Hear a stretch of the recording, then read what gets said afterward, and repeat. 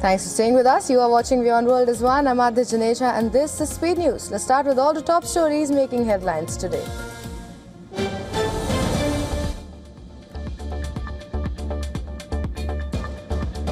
India today marks 1 year of the horrific terror attack in Jammu and Kashmir's Pahalgam, which claimed 26 innocent lives.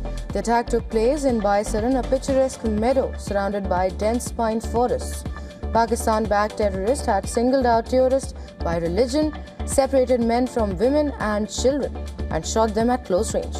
India had responded with Operation Sindoor and targeted terror infrastructure across Pakistan and Pakistan-occupied Kashmir.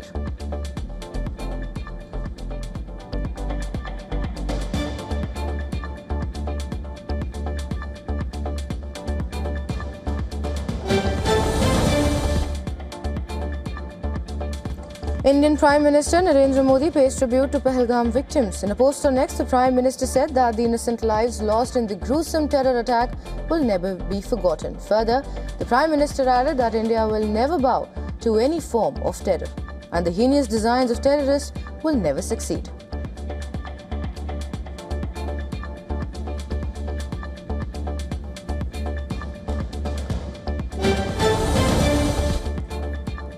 At Razdan Pass, a group of tourists and locals gathered to pay tribute to the victims of the Pahalgam terror attack on its first anniversary. Tourists and locals observed a 2-minute silence and offering prayers in memory of the 26 lives lost.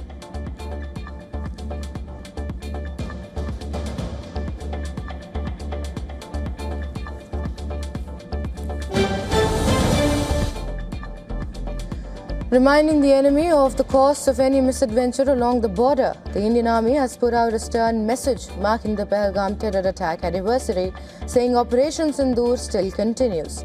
In a post on X, the Indian Army shared a post showcasing the map of India with the message, "Some boundaries should never be crossed." Another post put out by the Army says, and I quote them here, "For acts against India, the response is assured. Justice will be served always."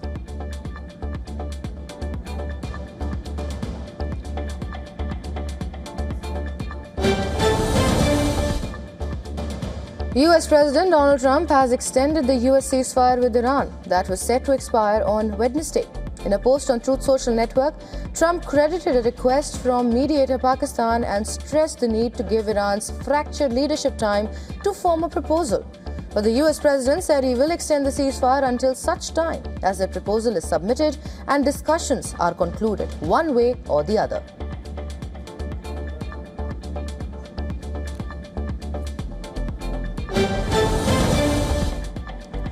Iran's Revolutionary Guard preemptively threatened to halt oil production across West Asia if the Islamic Republic came under attack launched from its Gulf neighbor's territory. Well, the warning came as the original ceasefire deadline approached and before Trump announced an extension.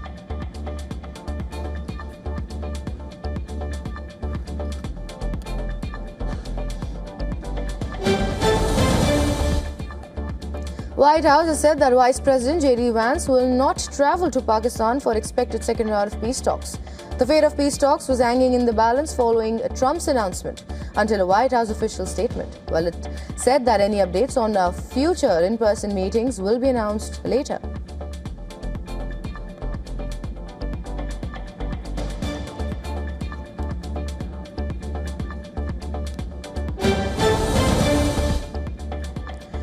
Trump has said the blockade of ports on Iran's coast in the Strait of Hormuz will remain in place, while the US military will, in all other respects, remain ready and able. In a post on Truth Social Network later, Trump said Iran doesn't want the Strait of Hormuz closed, but claims so because US has totally blockaded the waterway. He calls it a face saver.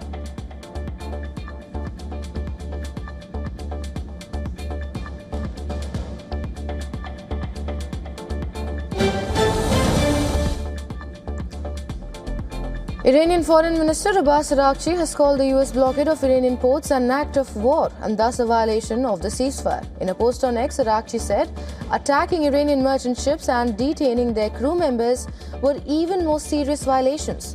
He further said that Iran knows how to neutralize restrictions, how to defend its interests, and how to resist bullying.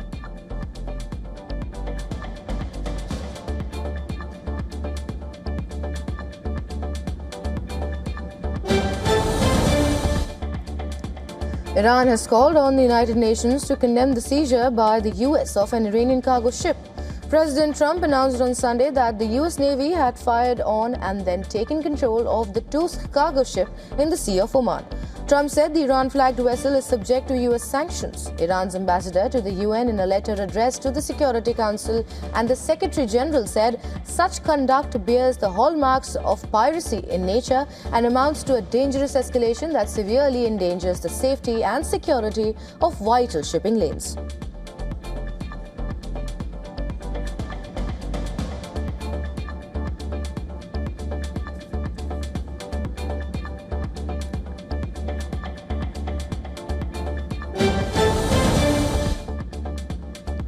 Iranians held pro-government rallies in Tehran, where the Revolutionary Guards were also seen displaying ballistic missiles. Footage aired by Iranian state television showed men carrying Kalashnikov-style assault rifles on a missile that resembled a Qadr ballistic missile in the Iranian capital. Supporters chanted anti-US and anti-Israel slogans.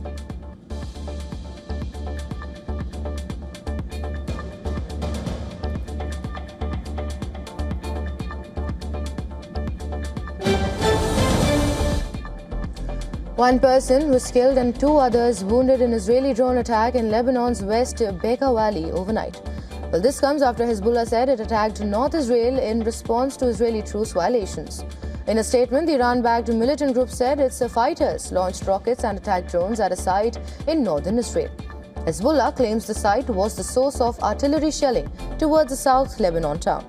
The attack comes just a day before Israeli and Lebanese ambassadors meet in Washington for the next round of talks.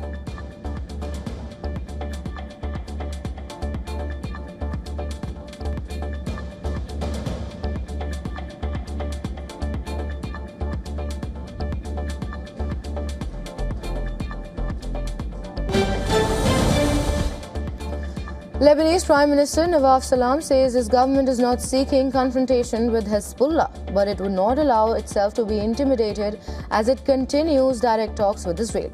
Earlier, Hezbollah had urged the Lebanese government to cancel direct talks with Israel. The Lebanese Prime Minister also said that the country would need 500 million euros to tackle the current humanitarian crisis.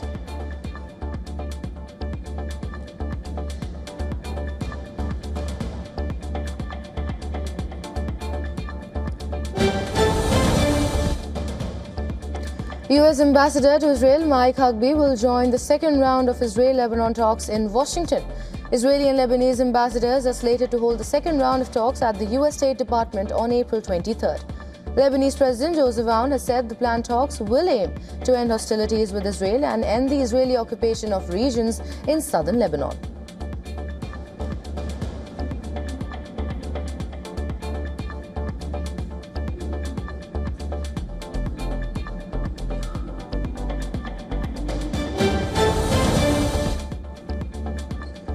Mexican President Claudia Sheinbaum has said that her government is investigating potential violations of national security law following an incident in the northern Chihuahua state that left two U.S. officials dead.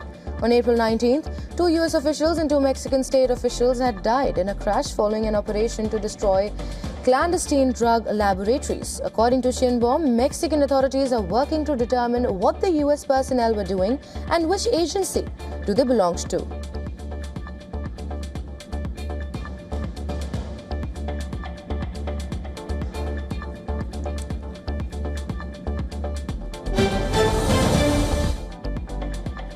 The 27-year-old gunman behind Monday's shooting at Mexico's famed Teotihuacan pyramids drew inspiration from pre-Hispanic sacrifices and the notorious 1999 U.S. shooting at Columbine High School. Well, this according to investigators. The attack, which ended the gunman taking his own life, injured 13 people at the tourist attraction and left a Canadian woman dead.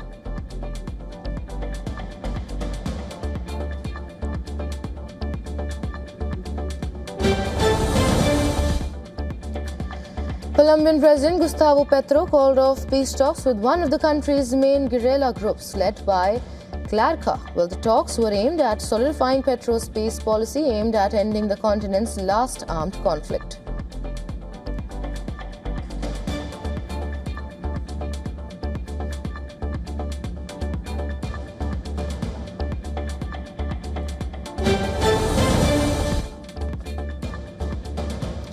Peru's electoral chief, Piero Corvetto, has tendered his resignation after acknowledging that logistical failures disrupted the country's April 12th general election.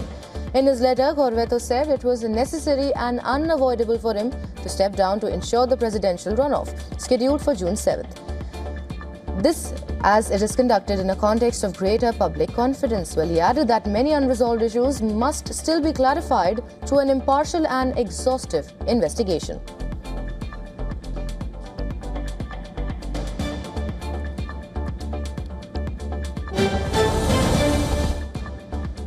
Colombia's powerful cocaine cartel, the Gulf Clan, has ruled out signing a peace agreement with the government of President Gustavo Petro. The cartel's lawyers stated that reaching such a deal is impossible as Petro's term is set to end in August. The announcement underscores the challenges facing Petro's efforts to negotiate peace with armed groups before leaving office.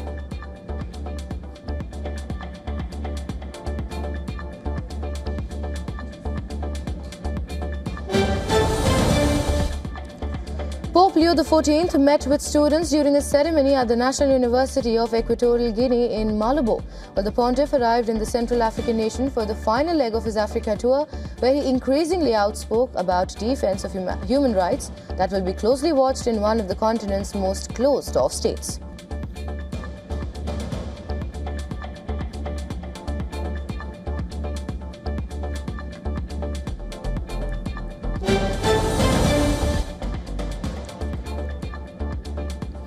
Protesters gathered outside SpaceX's Starbase facility in South Texas in protest as the company hosted Wall Street analysts ahead of an highly anticipated initial public offering. The protest, organized by environmental activists, sought to pressure major investors to avoid the deal over concerns about launch-related pollution, safety and community impacts. SpaceX began launches from Starbase in 2019 and it has become the manufacturing center for the company's Starship spacecraft and its Super Heavy booster rocket.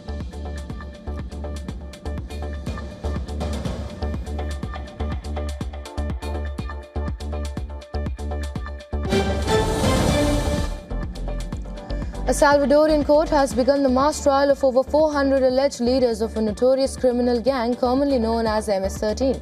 Well, the case involves more than 47,000 crimes which prosecutors say were committed between 2012 and 2022. Prosecutors said the 486 defendants ordered homicides, feminicides, extortion, arms trafficking and forced disappearances, and also charged them with rebellion for allegedly seeking to establish a parallel state through territorial control. A single defendant could face a sentence of up to 245 years in prison if found guilty of all charges.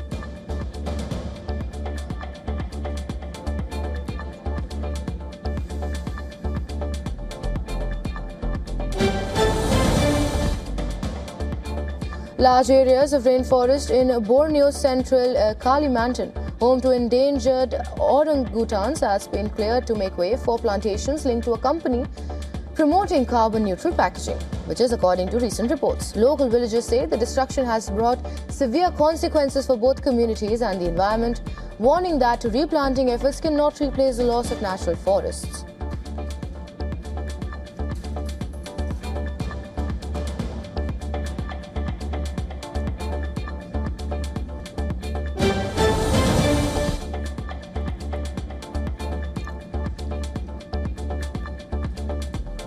Hubballi and the surrounding areas in Karnataka have recently experienced severe weather, including heavy rain, thunderstorms and intense lighting. The heavy rains have led to disruptions in normal life in the twin city of Hubballi-Dharwad.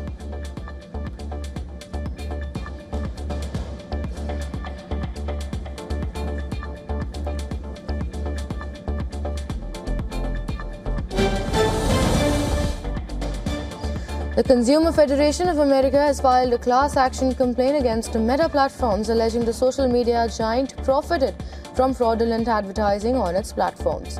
The complaint also accuses Meta of misleading users about its efforts to tackle the issue. The case was filed in a superior court in Washington, D.C., where the group says Meta adopted policies that boosted profits at the expense of user safety and well-being. It is seeking a jury trial and damages on behalf of local consumers. The complaint also references internal Meta documents previously reported by Reuters. Well, these reveal the scale of scams on Facebook and Instagram.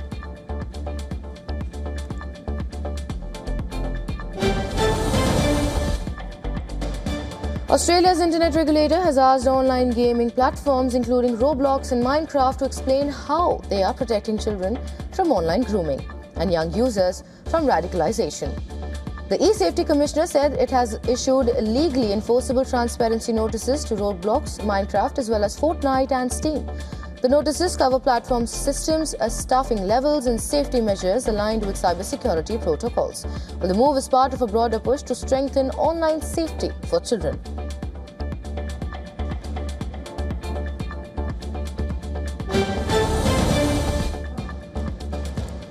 Asian markets continue to remain cautious despite an extension to the ceasefire deadline. However, Wall Street bulls returned to the futures market to push up bets on a green open later on Wednesday.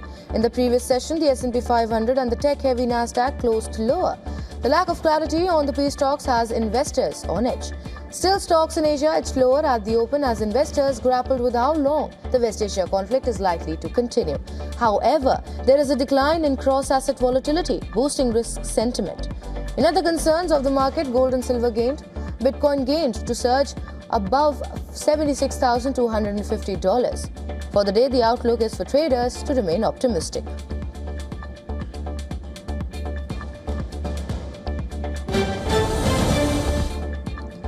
The world's biggest energy traders are seeing high profits due to the disruption to oil markets caused by the war in Iran. Still, it is too early to say if 2026 will rival the industry's record haul after Russia's full invasion of Ukraine in 2022-2023.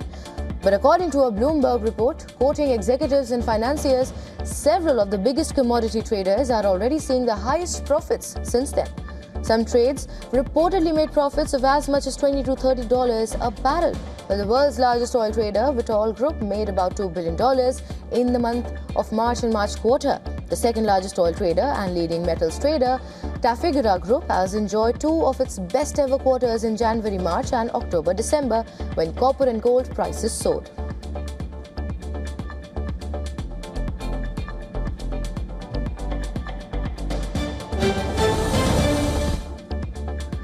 The oil windfall triggered by the war in West Asia is unlikely to help President Vladimir Putin revive Russia's sluggish economy that's teetering on the edge of recession from stringent sanctions. Last week, Putin made it public that the Russian economy is in trouble. He has since demanded an explanation from ministries and the central bank for the economic slowdown.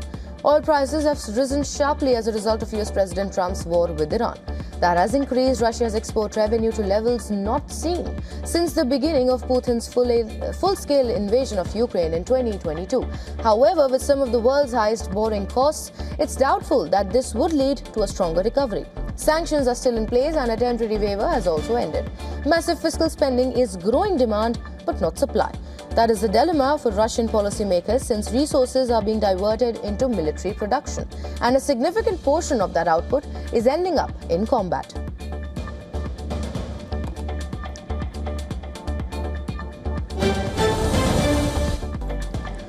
The director of the first Argentine film to win an award, Luis Puenzo, died aged 80. No cause of death was given.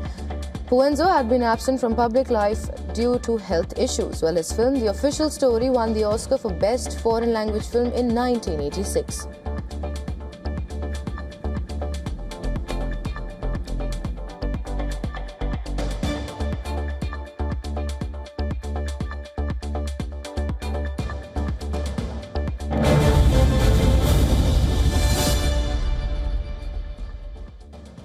Well, that is it in this edition. News and updates will continue on the other side. Keep watching WION The World is One.